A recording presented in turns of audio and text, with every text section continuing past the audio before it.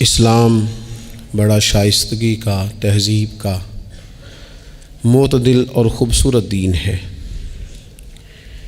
انسانی زندگی میں کوئی شخص کوئی بھی کام کرتا ہو، لیکن اگر وہ کام بے ترتیب ہو، بے ڈھنگ ہو، غیر منظم ہو، تو اس کام کا سارا حسن ضائع ہو جاتا ہے۔ اسلام یہ چاہتا ہے کہ ہر کام ترتیب سے کیا جائے، مرتب کر کے کیا جائے، منظم انداز سے کیا جائے۔ انسان اپنی زندگی میں عبادت سے لے کر تجارت تک اپنی زندگی کے ہر شعبے میں نظم و ضبط کا مظاہرہ کرے۔ اگر چیزیں نظم و ضبط سے ہٹ جاتی ہیں، قاعدے سے ہٹ جاتی ہیں، تو کوئی بھی کام ہونے کے باوجود بھی لطف نہیں دیتا، فائدہ مند نہیں ہوتا۔ ہم یہ دیکھتے ہیں کہ مسلمانوں نے بہت ساری چیزوں کو بے ترتیب کر لیا ہے۔ ہماری زندگیوں میں ہر چیز ہے، نظم و ضبط نہیں ہے، وقت کی پابندی نہیں ہے، وقت کی قدر نہیں ہے۔ روزمرہ کے معاملات کے اندر ہم اپنے معاملات کو ترتیب سے نہیں چلاتے۔ کبھی کوئی کام کرتے ہیں تو اسے کیے ہی جاتے ہیں، اعتدال سے ہٹ جاتے ہیں، اور پھر اسی کام کو اس طرح چھوڑ دیتے ہیں کہ جیسے کبھی کوئی لینا دینا ہی نہیں تھا۔ اس سے انسان ایک بھرپور زندگی نہیں گزار سکتا، وہ وقتی اور جذباتی فیصلوں کا قائل ہو جاتا ہے۔ اس کی زندگی کے اندر ہر چیز ایک مخصوص وقت کے لیے اور ایک مخصوص ٹائم کے لیے آتی ہے، اور ایک مخصوص ٹائم کے لیے وہ چیز وہاں سے رخصت ہو جاتی ہے۔ اس میں کوئی شک نہیں کہ ہم انسان ہیں، ہمارے اندر کمزوریاں ہیں، باوجود کوشش کے بڑی جگہوں پہ غلطیاں، سستیاں، کمزوریاں رہ جاتی ہیں۔ لیکن کچھ لوگ اپنے ذہن سے کوئی منصوبہ بندی کرنا ہی نہیں چاہتے۔ ہو جائے گا، اللہ کرم کرے گا، اللہ بڑا مہربان ہے، بھئی یہ ساری باتیں ٹھیک ہیں، لیکن اسی کریم رب نے کہا ہے صبح اٹھو، اسی کریم رب نے کہا ہے کہ وقت پر نیند پوری کرو، اسی کریم رب نے کہا ہے کہ ان الصلاۃ کانت علی المؤمنین کتابا موقوتا، فرمایا بے شک نماز مسلمانوں پر مقررہ وقت پر فرض ہے۔ اسے اپنی ترتیب سے، وقت کے حساب سے تم نے ادا کرنا ہے۔ یہ نہیں ہو سکتا کہ تم کہو جی میری آنکھ 9 بجے کھلتی ہے تو میں فجر 9 بجے پڑھوں گا، اس کا ٹائم 6 بجے ہے تو تمہیں 6 بجے ہی فجر پڑھنی پڑے گی۔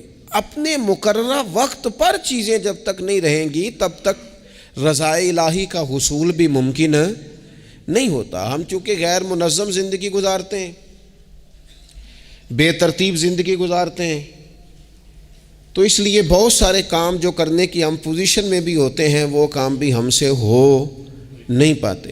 ایک تو بہت سارا مسئلہ لوگوں کا یہ ہے کہ کل کر لیں گے، انشاءاللہ ہو جائے گا، آپ دعا کریں ہو جائے گا، آپ فکر نہ کریں ہو جائے گا۔ اس کا معنی کوئی نہیں نا، اس کا مطلب کوئی نہیں۔ آپ کیا کہہ رہے ہیں؟ آپ کہیں میں نے شروع کر دیا ہے، آپ دعا کریں۔ آپ یہ کہیں کہ میں نے پوری کوششیں لگا دی ہیں، آپ اچھی امید رکھیں اللہ سے، لیکن آپ سٹارٹ ہی نہیں کر رہے اور آپ کہہ رہے ہیں دعا کریں، یہ کیسے ہوگا؟ جب تک نظم و ضبط کا، آداب کا، حدود کا، قاعدے قانون کا پورا خیال ہی نہ رکھا جائے۔ حضرت سید فیض الحسن شاہ صاحب رحمۃ اللہ تعالیٰ علیہ فرماتے ہیں کہ ایک خاتون بڑی عجلت پسند تھی، جلد باز تھی، تو اس کا شوہر اس کی ان چیزوں سے بڑا پریشان تھا، جلدی میں آدھا کام کرتی تھی، آدھا کام خراب کر دیتی تھی، تو اکثر آ کے کہتی تھی دعا کریں بڑا مارتا ہے۔ اگرچہ اس کا مارنا پھر بھی درست نہیں تھا، لیکن وہ دیہاتوں میں آپ کو پتہ ہے نا، بعض لوگ بڑی جہالت کا مظاہرہ کرتے ہیں، اس قدر زیادہ شدت کے ساتھ تکلیف دیتے ہیں کہ جو بالکل نازیبا ہو جاتی ہے۔ ایک دن اس نے آ کے کہا کہ پیر صاحب کوئی سمجھاؤ، بڑا ماردہ ہے۔ تو آپ نے فرمایا تو سنا ہے بڑی جلد باز ہے، کام نظم و ضبط سے نہیں کرتی۔ کہنے لگی جی دیکھیں جی کیا نظم و ضبط اور کیا معاملہ، کل اس نے مجھے کہا دال پکا دو تو میں نے اس میں گھی بھی ڈالا ہے، مرچیں بھی ڈالی ہیں، پیاز بھی ڈالا ہے، لہسن بھی ڈالا ہے، ہلدی بھی ڈالی ہے، بس ذرا جلدی میں نے دال ہی تو نہیں ڈالی۔ تو اب یہ کو مارنے والی بات ہے؟ ہر شے ہے، ایک شے ہی نہیں۔ ہمارے ہاں بہت سارے لوگ ایسے ہیں جو جلدی میں اصل کو ہی بھول جاتے ہیں۔ وہ کہتے ہیں باقی میں نے سارے کیے، کوئی رہ تو نہیں نہ گیا، سارے کیے، ایک ہی نہیں نہ کیا، وہ بھائی جو اصل تھا وہ تو رہ گیا۔ نظم و ضبط، قاعدہ، قانون، جب تک ہم ہمارے اپنے اندر، میں دوستوں سے کہہ رہا تھا پھر کہتا ہوں، میرے اسا فرمایا کرتے تھے جو والد تہجد نہ پڑھے اس کے بچے فجر نہیں پڑھتے۔ والد کو جب تک وہ سحری میں سجدہ ریز نہیں دیکھیں گے اتنی دیر تک آپ ان سے 1.5-2 گھنٹے پہلے اٹھیں گے تو پھر وہ اٹھیں گے۔ لیکن اگر کہا جائے کہ پتر میں تھکیاں تو تو مسیتے جا، تو یہ ہو سکتا نہیں کہ وہ جائے، کیونکہ ہماری زندگی سے نظم و ضبط بچے سیکھیں گے، ہمارے ماحول سے وہ محنت کو، مشقت کو، کوشش کو وہ سیکھیں گے۔ اگر ہم اپنے ماحول میں نظم و ضبط نہیں لائیں گے تو آنے والی نسل کے اندر نظم و ضبط منتقل ہو سکتا، تو اس کے منتقل کرنے کے لیے ضروری ہے کہ پہلے ہماری زندگی کے اندر نظم و ضبط۔ آپ دیکھیں شریعت اسلامیہ نے ہر کام کا نظم و ضبط بنایا ہے۔ نماز اللہ کی عبادت ہے نا، بستر سے اٹھ کر سیدھا مسجد میں آ کے جہاں آپ کا جی چاہے نماز پڑھنے کی اجازت نہیں ہے۔ آپ اٹھیں، آپ کا لباس پاک ہونا چاہیے، آپ نے وضو کیا ہوا ہو، آپ کو سمت قبلہ کا پتہ ہو، آپ کا منہ کعبہ شریف کی طرف ہو، جس جگہ آپ نے نماز پڑھنی ہے وہ جگہ پاک ہو، آپ کا لباس پاک ہو، وقت کا تعین ہو، نماز کے آداب آپ کو آتے ہوں، آپ بیت اللہ شریف کی طرف رخ کریں گے، کانوں تک ہاتھ اٹھائیں گے، آپ ان ہاتھوں کو منظم طریقے سے باندھیں گے، وقت پر رکوع کریں گے، رکوع میں کمر سیدھی ہونی چاہیے۔ آپ رکوع سے اٹھیں گے تو ایسے نہیں کہ کوئی بات نہیں اللہ قبول کر لے گا، جب تک آپ کی کمر پوری ٹھیک نہیں ہوتی رکوع سے اٹھتے وقت آپ کی نماز مکمل نہیں ہوتی۔ آپ سجدے میں جائیں گے تو پیشانی جمنی چاہیے، ناک جمنی چاہیے، آپ کے پاؤں کی انگلیاں زمین پر لگنی چاہیے۔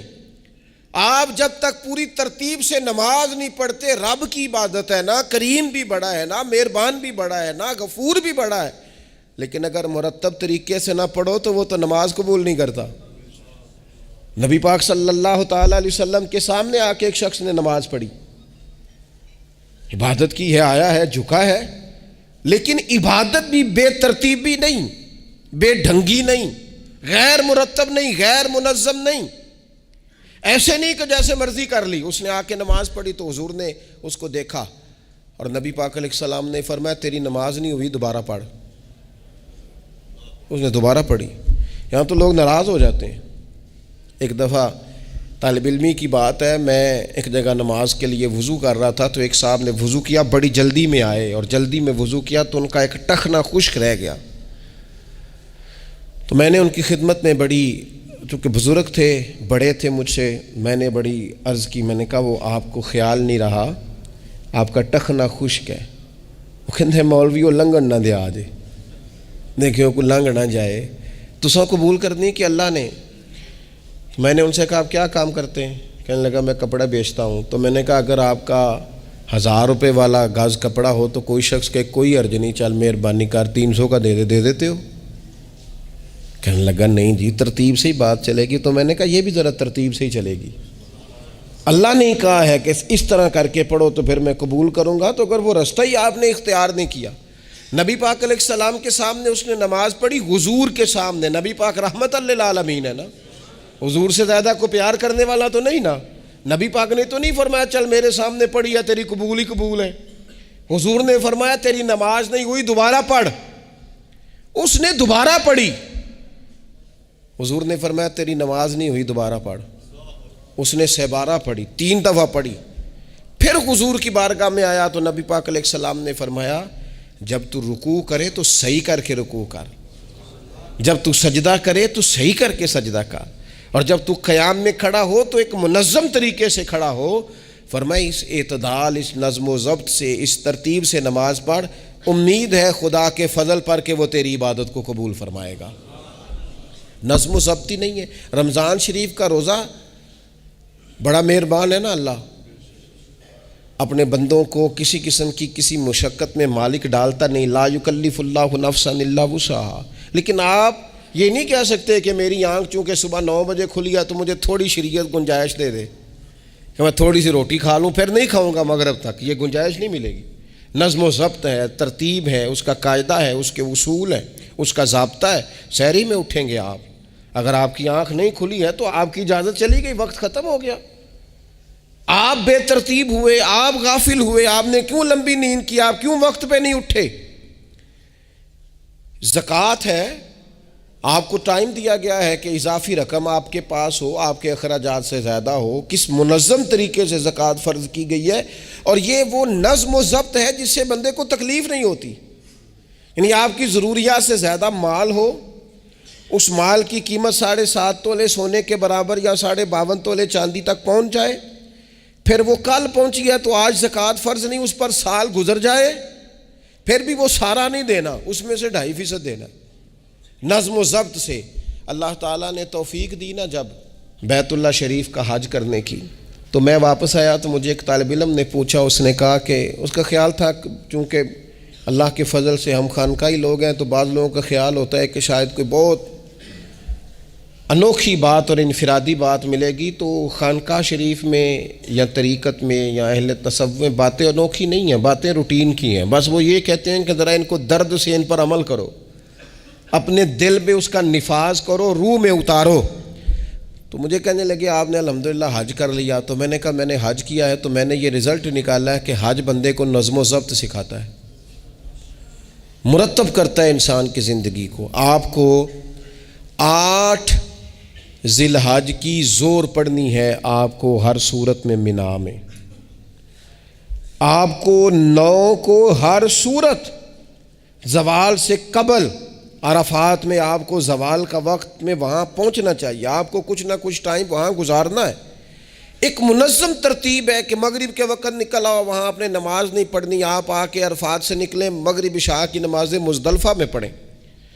آپ کو 10 کی صبح کو جا کے کنکر مارنے ہیں، آپ یہ نہیں کہہ سکتے کہ میں جناب 2 دن پہلے یہ کام ختم کر لوں. مقررہ ٹائم پہ جو 9 ذی الحج کو میدان عرفات میں نہیں جائے گا اس کا حج ہو سکتا، کیونکہ یہ ایک نظم و ضبط ہے، دین نے قاعدہ بنایا ہے، قاعدے کے بغیر آپ یہ کام کر سکتے.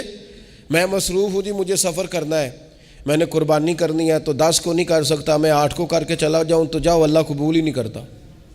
قربانی اپنے ٹائم پہ مقررہ وقت پر. نظم و ضبط پوری عبادات اسلامیہ میں آپ دیکھ لیں، نظم و ضبط ہے، اصول ہے، قاعدہ ضابطہ ہے. وہ ہمارے یہاں کچھ لوگ نا درویشی کی بنیاد پر بھی جہالت پھیلاتے ہیں. وہ کہتے ہیں جی اسی درویش لوگ ہیں جی، ہم کسی نظم و ضبط کے قائل نہیں. اس کا کیا معنی ہوا جی؟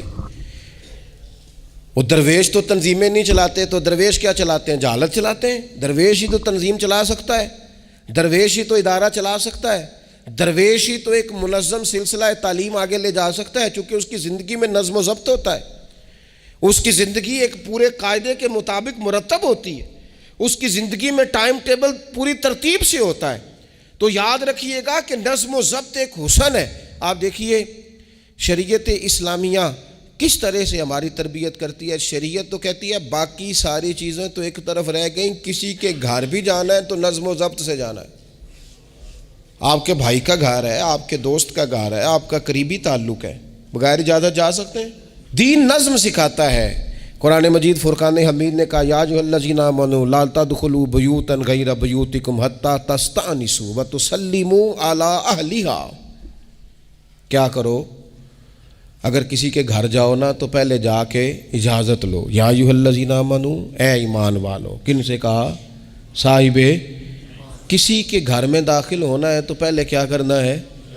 اجازت لینی ہے. اہل خانہ کو سلام کرنا ہے، اور اگر وہ اجازت نہ دیں تو پھر ان کے گھر میں داخل ہے. نبی پاک علیہ السلام 3 دفعہ دستک دیتے تھے، اجازت نہیں ملتی تھی تو لوٹ آتے تھے. جھگڑا کیا ہے؟ یہاں عام لوگ ناراض ہو جاتے ہیں، کہتے ہیں میں ملنے گیا سا جی تو مینوں ٹائم ملیا سی، آپ کے ٹائم کا نہیں میں نے خیال کیا. جب تک آپ نظم و ضبط نہیں سمجھتے، ترتیب نہیں سمجھتے. آپ دیکھیں نا نبی پاک صلی اللہ تعالی علیہ وسلم کے گھر کھانا تھا صحابہ کا، صحابہ نے کھانا کھا لیا. بہت سارے لوگ ایسے ہوتے ہیں جو کھانا کھانے کے بعد بیٹھ جاتے ہیں، شادیوں پہ، بیاہ پہ آپ دیکھتے ہیں گپ شپ لگنے لگتی ہے، وہ دیر تک بیٹھے رہتے ہیں. تو وہاں بھی کچھ لوگ بیٹھ گئے، کوئی اچھی گفتگو، کوئی دین کی، کوئی خیر کی بات ہونے لگی. نبی پاک علیہ السلام 2-3 دفعہ تشریف لائے، ان کو دیکھا. یا ایھا الذین آمنوا لا ترفعوا اصواتکم فوق صوت النبی ولا تجہروا لہ بالقول. نبی پاک صلی اللہ تعالی علیہ وآلہ وسلم کی بارگاہ میں تو آواز اونچی نہیں کرنی، تم نے اس طرح چلا کر بات نہیں کرنی، اس طرح لوگ آپس میں کرتے ہیں. دھیما لب و لہجہ، یا ایھا الذین آمنوا لا تقولوا رائنا وقولوا انظرنا، لفظوں کے چناؤ میں احتیاط کرنی۔ وہ دیر تک بیٹھے رہے، بات چیت ہو رہی ہے، حضور دو ایک دفعہ آئے واپس چلے گئے۔ اللہ تعالیٰ نے قرآن نازل کر دیا، فرمایا میرے محبوب کو تکلیف دیتے ہو؟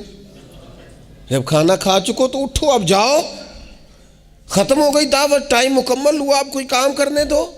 میرے عزیز، اپنی زندگی میں یہ ماحول بنائیں، ان چیزوں کو لے کر کے آئیں جو چیزیں ہمارے لیے ضروری ہیں۔ اگر ہم یہ کام نہیں کریں گے تو پھر زندگی میں یا تو ہمارا وجود کسی کے لیے اذیت کا باعث بنے گا، تکلیف کا باعث بنے گا، یا ہمارا لب و لہجہ اس طرح کا ہو جائے گا کہ ہم باوجود محنت کے اس کا کوئی نتیجہ نکال سکیں گے۔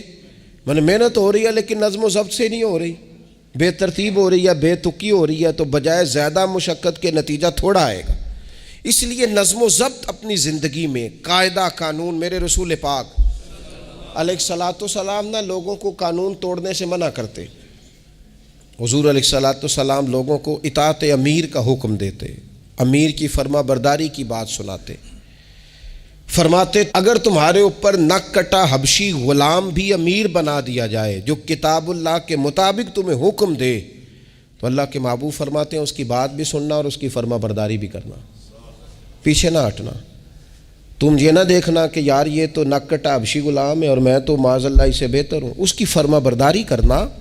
اس لیے کہ نظم و ضبط قائم رہتا ہے جب لوگ قانون کی پابندی کرتے ہیں، اور جب قانون کی پابندی نہیں ہوتی، جہاں قیام عدل نہ ہو وہاں قرار ہو سکتا ہے۔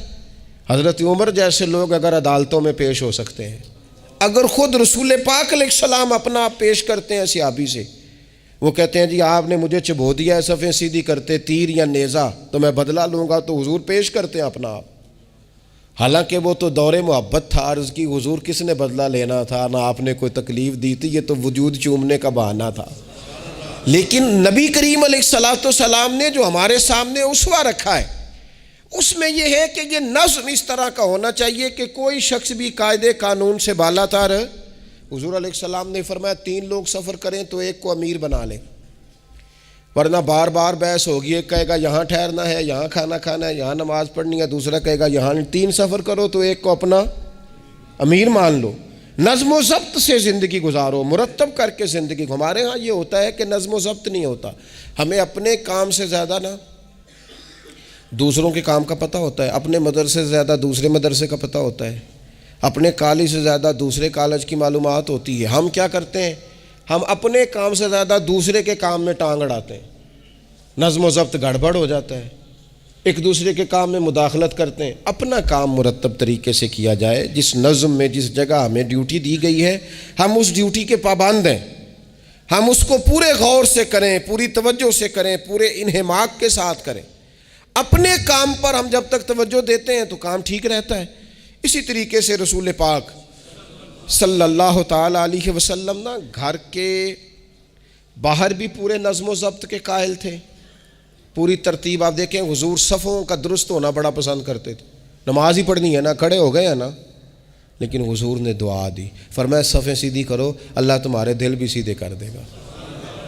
حضور نماز کی جماعت سے پہلے اعلان کرتے بھئی اپنی صفوں کو درست کر لو۔ حضور پسند کرتے کہ بالکل اس طرح مرتب ہو کے لوگ نماز پڑھیں، کوئی چیز بھی غیر مرتب۔ یہاں جناب کوئی شخص بھی قطار میں لگنے کو تیار نہیں، باری کا انتظار کرنے کو تیار نہیں ہے۔ بینک میں ہمیں ذرا پہلے بلا لیا گیا تو ہم کہتے ہیں اللہ نے بڑی عزت دیتی ہے، اور پھر کچھ پروٹوکول تو بے جا ہے، سوائے تکلیف کے اور کچھ دیتے۔ میں نے جنازوں پہ دیکھا ہے، کسی عالم کا جنازہ پڑھا ہے، کسی بڑے آدمی کا، تو وہاں 15 لوگ ہوتے ہیں ٹوٹل جو جنازہ نہیں پڑھنے دیتے، وہ گھسے ہوتے ہیں آگے، میں نے چہرہ دیکھنا ہے، میں نے اگلی صف میں کھڑے ہونا ہے۔ یہی حال محافل میں ہوتا ہے۔ نظم و ضبط پیدا کریں، کسی چیز کو بے ترتیب نہ کریں، کوئی کام بھی بے ڈھنگا نہ ہو۔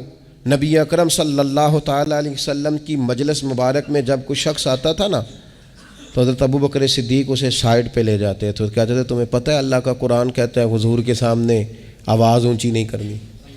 اسے پہلے آداب مجلس سکھاتے تھے، نظم و ضبط سکھاتے تھے، حضور کی بارگاہ میں حاضری کا طریقہ سکھاتے تھے، پھر نبی پاک صلی اللہ تعالیٰ علیہ وسلم کی بارگاہ میں پیش کرتے تھے۔ ہمارے بے صبرے ہو جانے کی بڑی وجہ بھی یہ ہے کہ نظم و ضبط نہیں، ہمارے جلد باز ہو جانے کی وجہ یہ ہے کہ نظم و ضبط نہیں، ہماری طبیعت جو بہت زیادہ ڈسٹرب ہو جاتی ہے، ذہنی الجھاؤ پیدا ہوتا ہے، اس کی وجہ بھی یہ ہے کہ نظم و ضبط نہیں ہے۔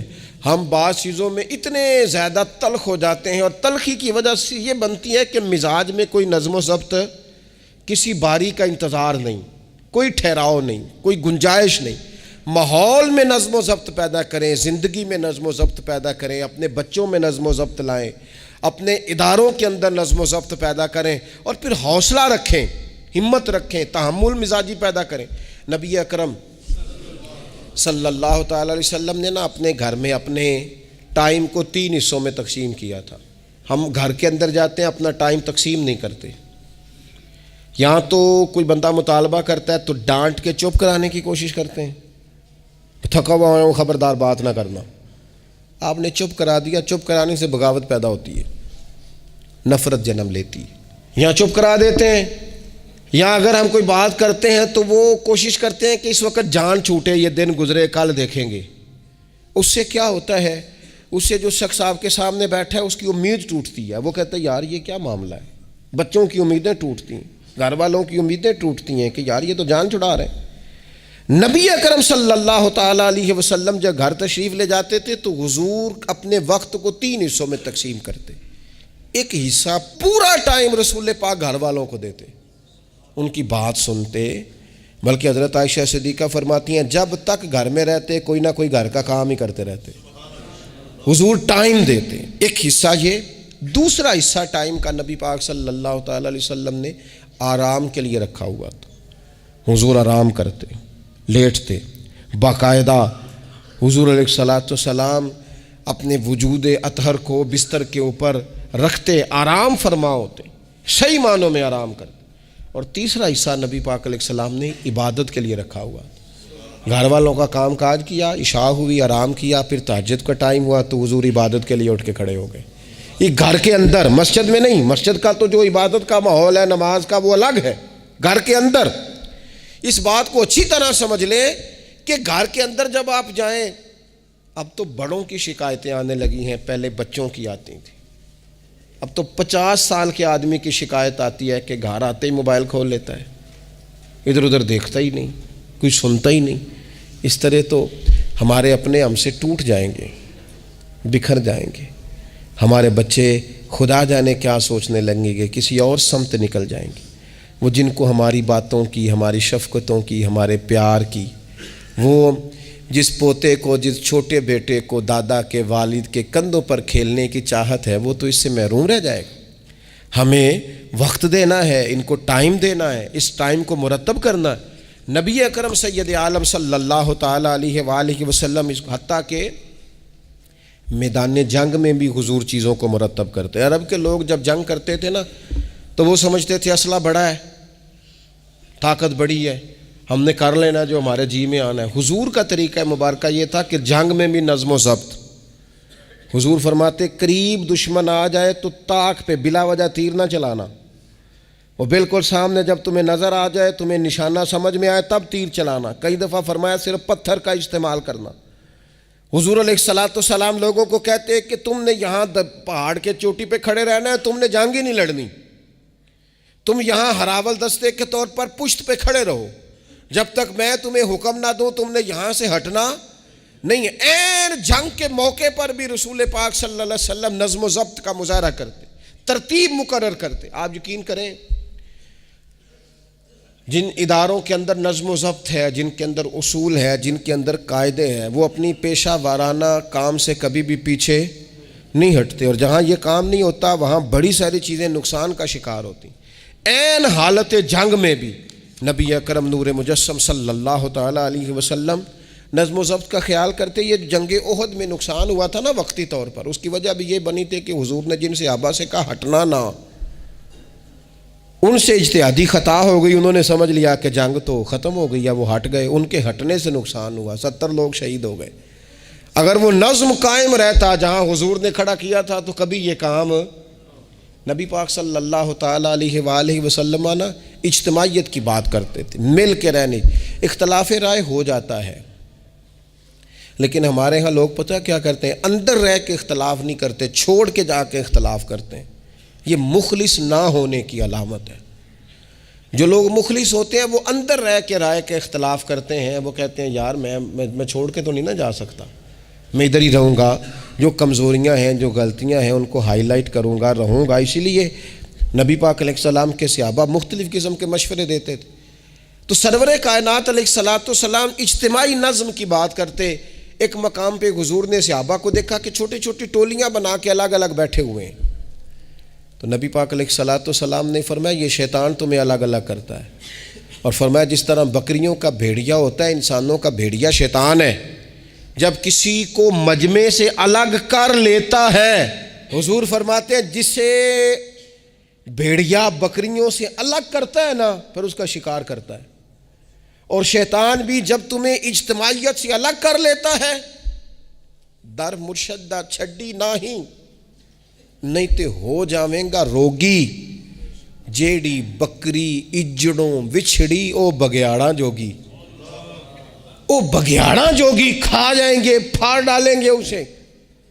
در مرشدہ چھڈی او نہیں تے ہو جاویں گا روگی، جیڑی بکری اجڑوں وچھڑی او بگیاڑاں جوگی۔ اسے تو لے کے چلا جائے گا۔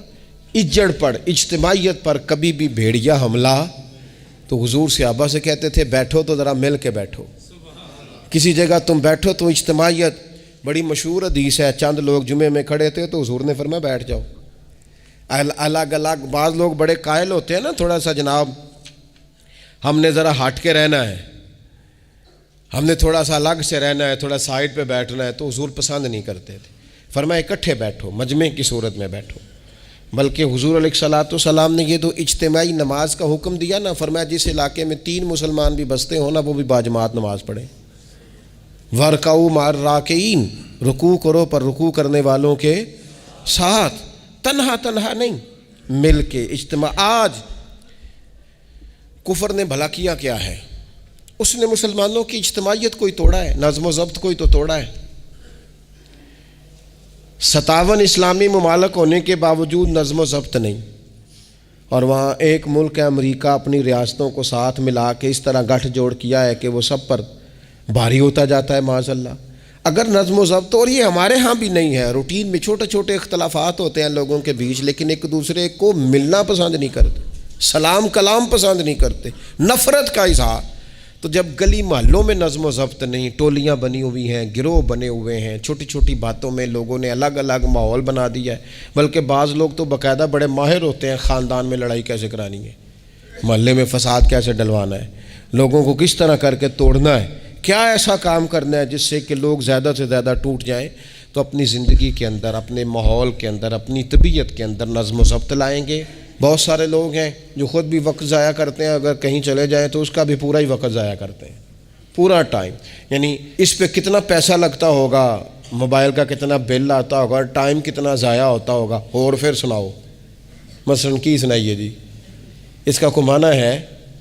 یعنی ایک صاحب کہنے لگے، انہوں نے کئی دفعہ مجھے کہا کوئی نویں تازی، میں چپ کر گیا۔ پھر فون پہ، اب بندہ خیر مہذب لگتا ہے اگر کہے چلو جی پھر ٹھیک ہے، وہ پھر کہن کو نویں تازی، میں کہا جی میں تے مولوی ہیں، تسی مینوں اخباری نمائندہ سمجھ لیا، نویں تازی تو آپ کسی اخباری رپورٹر سے پوچھیں، مینوں کی پتہ ہے نویں تازی کی ہے، میں تو چھوٹا سا آدمی ہوں، اپنے کام نویں تازی کا کی مطلب ہویا۔ یعنی اب اتنا آپ نے فون بھی ضائع، ٹائم بھی ضائع۔ حضرت صاحب ہور پھر سناؤ بھئی، تسی اتنے حضرت صاحب دے کول رہو نہ مہینہ تے کوئی کام کرو نال، تاکہ تانوں اور بھی کوئی سنان۔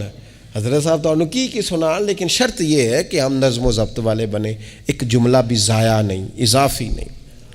اس میں میں کہا کرتا ہوں دوسروں کو بہت ساری چیزیں سکھانے سے بہتر ہے ہم بہت سارے لوگوں سے خود سیکھنا شروع کر دیں، اپنی زندگی میں سیکھیں۔ اللہ تبارک و تعالی مجھے آپ کو توفیق عمل عطا فرمائے۔ آخر دعوانا